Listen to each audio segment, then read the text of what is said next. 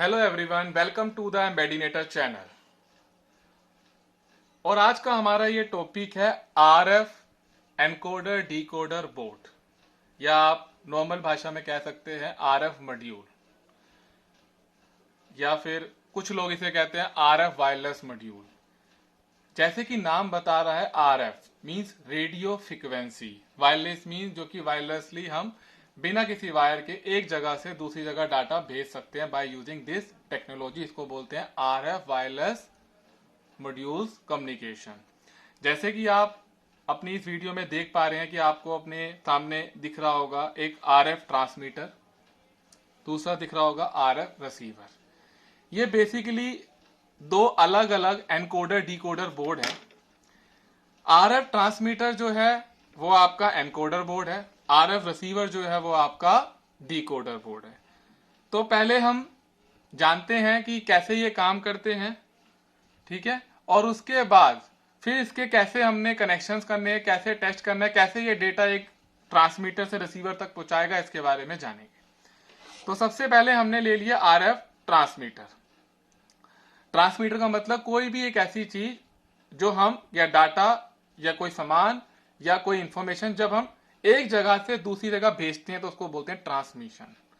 तो अगर transmitter board की हम बात करें तो बेसिकली एक एनकोडर बोर्ड है जिसमें हमने डीसी जैक और बैटरी कनेक्टर 2 पिन टर्मिनल दे रखे हैं बैटरी से पावर सप्लाई देने के लिए। या इसका ऑन ऑफ स्विच है, या पावर एलईडी है। ये आपके 7805 फिल्ट्रेशन के लिए दे रखे हैं ताकि आप अगर बाहर से 9 वोल्ट 12 वोल्ट वैल्यू दें तो ये इसे कन्वर्ट करके 5 वोल्ट में स्विच कर दे। उसके बाद ये फिल्ट्रेशन के लिए कैपेसिटर दे रखे हैं दोनों साइड, यहाँ पे सेरेमिक और यहाँ पे इलेक्ट्रोलाइट। ये आपके बटन्स हैं, जिन कॉम्बिनेशंस बटन जिनका यूज करके आप डेटा 1 और 0 की फॉर्म में भेज सकते हैं। चाहे आप एक ही बारी में चारों दबा दीजिए या 2 दबाइए, ऐसी 2⁴ यानी 16 कॉम्बिनेशन ऑफ डेटा आप इसके थ्रू भेज सकते हैं। ये आपका सिलेक्शन स्विच है जिसको हम बोलते हैं एड्रेस स्विच भी बोलते हैं, या फिर डिप एड्रेस भी बोलते हैं 8 वे का। और ये इसकी HT12E एनकोडर आईसी है। ये एड्रेस स्विच ये बताते हैं कि जो रिसीवर की साइड का एड्रेस है वो क्या है। आप अगर किसी एक्स रिसीवर को कोई डेटा सेंड करना चाहते हैं तो आपको सबसे पहले उस एक्स रिसीवर का एड्रेस पता करना पड़ेगा कि उनके डिप स्विच का एड्रेस क्या है। ये सारे के सारे 1 से लेकर 8 तक अभी लो है, मतलब ग्राउंडेड है यानी 0 है। अगर आप किसी भी एक पिन को वहां कर दोगे तो 1 to लेकर 7 तक आपका 0 है और 8 पिन जो होगी वो 1 हो गई। तो ये डेटा जब ट्रांसमिट करेगा तो रिसीवर का भी यही एड्रेस होना चाहिए। अगर ये रिसीवर और ट्रांसमीटर के एड्रेस मैच नहीं हुए तो ये दोनों आपस में कम्युनिकेट नहीं कर पाएंगे। यह आपकी एनकोडर आईसी है कि जो भी डेटा आप यहां देंगे बाय प्रेसिंग द बटन वो इसको एनकोड करेगी और एनकोड करने के बाद ट्रांसमिट करेगी। उसके बाद ये स्टेटस एलईडी है। जैसे 4 बटन है, 4 बटन के कोरस्पोंडिंग में 4 एलईडी है ताकि आप ये चेक कर पाए कि कौन से बटन पे कौन सा डेटा गया है। और सबसे ऊपर आप यहां देख पा रहे होंगे RFTX लिखा हो, जिसके साथ यहाँ पिन दी हुई है फीमेल की एंटीना, वीसीसी, डेटा और ग्राउंड।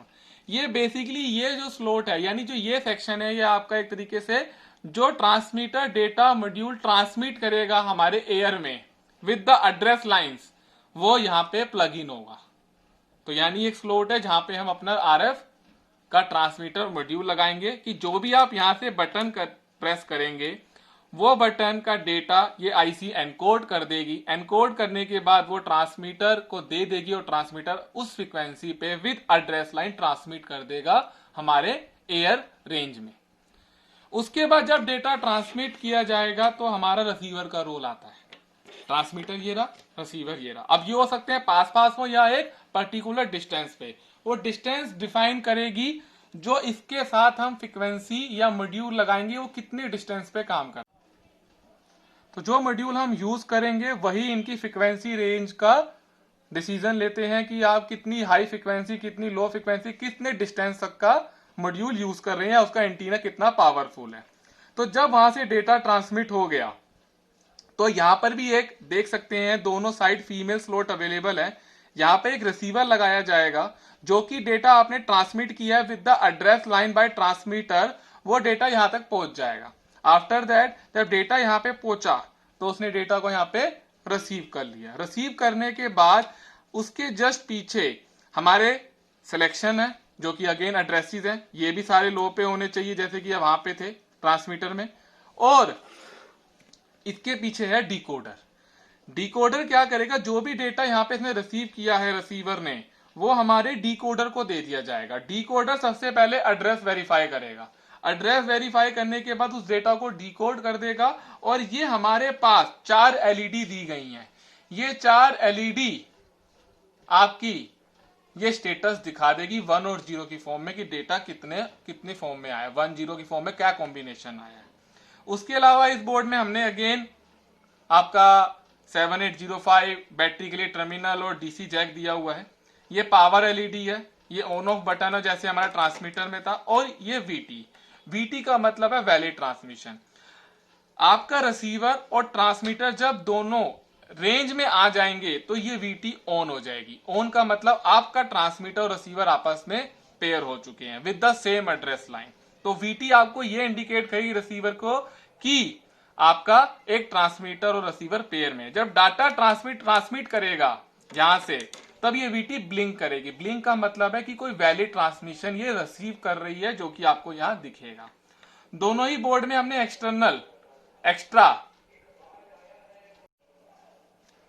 एक्स्ट्रा वीसीसी और ग्राउंड दिया हुआ है, जो कि आपका वीसीसी का मतलब होता है 5 वोल्ट और ग्राउंड का मतलब होता है 0। दोनों ही साइड आप देख सकते हैं वीसीसी और ग्राउंड। इसके अलावा यहाँ पे हमने एलईडी के साथ एक पुल डाउन दिया हुआ है, ताकि जब आप एक बार डेटा ट्रांसमिट कर दें तो बाय डिफॉल्ट ये दोबारा 0 पे आ जाए। और आईसी के साथ दोनों ही बोर्ड में आईसी के साथ D0 से लेकर D3 के 4 पिन का मेल बक्स कनेक्टर दिया हुआ है। यह इसलिए दिया गया, अगर आप चाहते हैं कि हमारे पास कोई और ऐसा डिवाइस है जिसके थ्रू हम डेटा देना चाहते हैं, ना कि स्विच के थ्रू, तो आप 4 बिट तक का डेटा उस डिवाइस के साथ माइक्रो कंट्रोलर या आपके पास कोई डेवलपमेंट बोर्ड है, आर्डिनो, एचटीएम है, रास्पबेरी पाई है, किसी के थ्रू भी देना चाहते हैं, तो वो 4 पिन का जो डेटा है आप यहाँ डायरेक्ट कनेक्ट कर सकते हैं अपने कंट्रोलर से थ्रू। वो डेटा यहाँ ट्रांसमिट हो जाएगा। और आप चाहते हैं कि जो रिसीवर का स्टेटस एलईडी आ रहा है, ये तो सिर्फ डिस्प्ले हो रहा है, बट मुझे रीड भी करना है डेटा को, तो आप इन 4 पिन का यूज करके डेटा को रीड भी कर सकते हैं। तो आई होप आपको ये समझ आया होगा कि कैसे ट्रांसमीटर एनकोडर बोर्ड और रिसीवर डिकोडर बोर्ड आपस में लगे हुए हैं, कैसे कनेक्ट होते हैं और क्या क्या इसमें फंक्शनिंग है। ठीक है, अब इसमें हम लगाते हैं अपने मेन, जो कि ये तो बेसिकली एनकोडर डिकोडर बोर्ड है। हमें चाहिए बेसिकली आरएफ मॉड्यूल, जो कि इसके साथ कम्युनिकेशन कराने के लिए हेल्पफुल है। तो ये देखिए हमारे पास एक आरएफ मॉड्यूल का पेयर है जो कि यूज होगा। ये देखिए, ये हमारा आरएफ मॉड्यूल का पेयर है जो कि हमने देख लिया। ये ट्रांसमीटर होता है और ये रिसीवर होता है। ये पूरा आपका एक तरीके से सेट होता है। अगर आपने सिर्फ एनकोडर डिकोडर बोर्ड खरीदे हैं और ये नहीं है आपके पास, तो ये बोर्ड आपके किसी काम के नहीं। आपके पास बाय डिफॉल्ट ये होने चाहिए, तभी ये रन करेंगे, वरना ये रन नहीं करेंगे। ठीक है, अब अगर मैं अपने ट्रांसमीटर पार्ट को उठा लूं, तो ये हमारा ट्रांसमीटर पार्ट है। अगर मैं इसको पलट दूं तो आपको पीछे दिख रहा होगा ground, data, VDD, antenna. VDD का मतलब यहां होता है वीसीसी।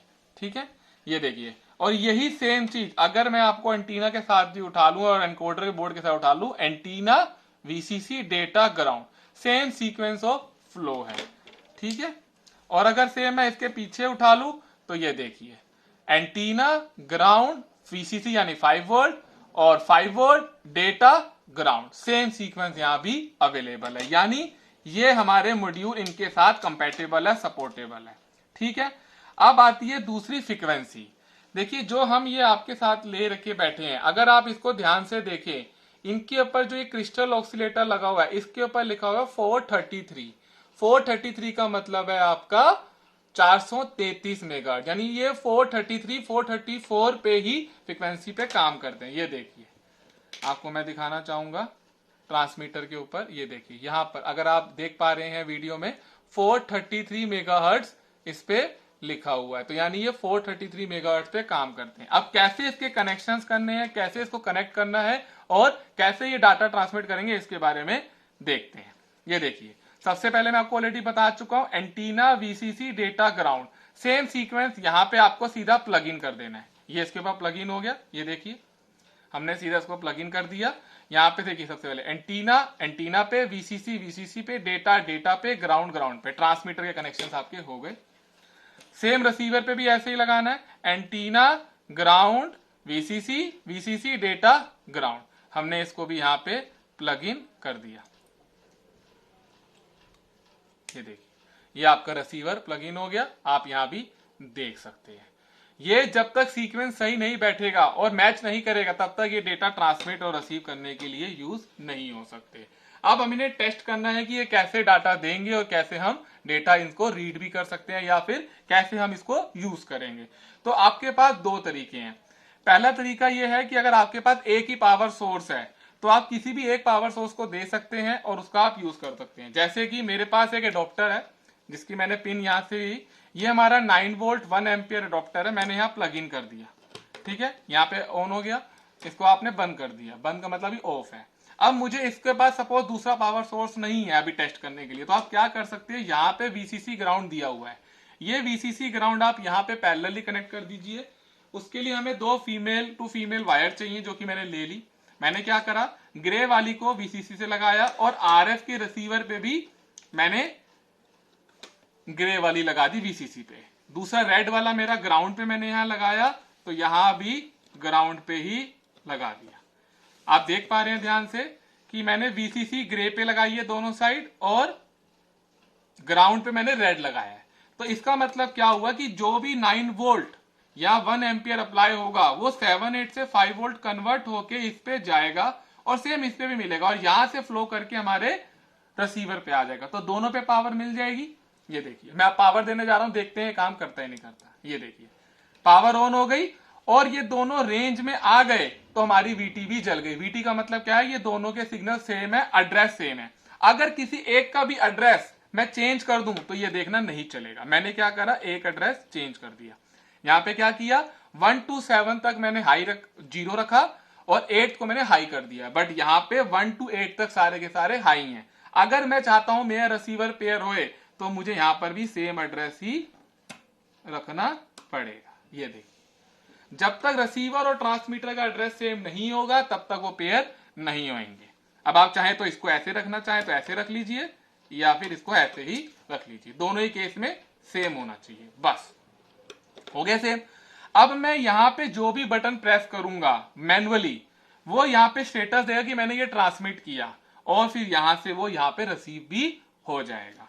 ये देखिए, मैंने सबसे पहले HW0 दबाया, एलईडी जल गई मेरी, यहां पे D0 जल गई, यहां भी D0 जली है। इसने डेटा ट्रांसमिट किया, इसने रिसीव किया, डिकोड करके एड्रेस फिल्टर करके यहाँ पे आउटपुट दे दिया और यहाँ पे इन पिनों पे भी आउटपुट आ रहा होगा। मल्टीमीटर से टेस्ट कर सकते हैं या कंट्रोलर से रीड कर सकते हैं। आप दो देना चाहते हैं एक साथ, दो दे दीजिए, ये कोई भी बटन दबा दीजिए, देखिए एक एक करके सब जल रहा है। आप चारों दबाना चाहते हैं, चारों दबा दीजिए, जैसे आपको ठीक लगे वैसे आप दबा सकते हैं। मगर इस डेमोस्ट्रेशन में आपको लग रहा होगा कि दोनों आपस में वायर्ड हैं तो वायरलेस का फर्क फील ही नहीं आ रहा होगा।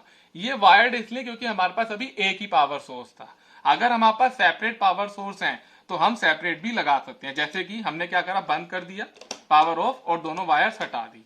अब देखिए, एक को तो मैं दे रहा हूं यहां पे 9 वोल्ट 1 एम्पियर और 12 वोल्ट भी आप दे सकते हैं 1 एम्पियर, और दूसरे को मैं यहाँ पे बैटरी से कनेक्ट करता हूँ। ये मेरी एक रिचार्जेबल बैटरी है जिसमें हमारे पास 4 टर्मिनल है। ये वाला ग्राउंड है ब्लैक वाला, फिर उसके बाद आपका 3 वोल्ट 9 वोल्ट और 12 वोल्ट है। ठीक है, तो मैंने क्या करा, मेरे पास दो मेल टू मेल वायर है, ये मैंने ले ली। मैंने क्या करा, ग्राउंड वाली वायर को मैंने ब्लैक के साथ जोड़ दिया और मैंने यहां पर ये जो मेरा बैटरी होल्डर है, ये जो मेरा बैटरी होल्डर है, इसमें अगर आप ध्यान से देखेंगे तो माइनस और प्लस लिखा होगा, शायद आपको दिख रहा हो, मैं आपको और पास करके दिखाता हूं कि माइनस और प्लस। अगर आपको ये माइनस को मतलब है ग्राउंड और प्लस का मतलब है पॉजिटिव, तो माइनस का मतलब है ग्राउंड और प्लस का मतलब है आपका 9 वोल्ट या 12 वोल्ट यानी पॉजिटिव वायर। तो मैंने क्या कर रखा, जो कि वायर है, ये ब्लैक वायर को मैंने ब्लैक वायर से लगा के इसका यहां से मैंने बैटरी के टर्मिनल को ऊपर से ओपन कर दिया और ब्लैक मैंने यहां पे माइनस पे टाइट कर दिया। ये देखिए, मैंने यहां टाइट कर दिया और जो मेरे पास ब्राउन वायर है वो मैंने अपनी रेड वाली 9 वोल्ट के ऊपर लगाई, यानी प्लग इन करी यहां पे और यहां पर ये देखिए, ये टाइट कर दी मैंने, ये मैंने टाइट कर दी। अब इसके बाद मेरा पावर आ गई है।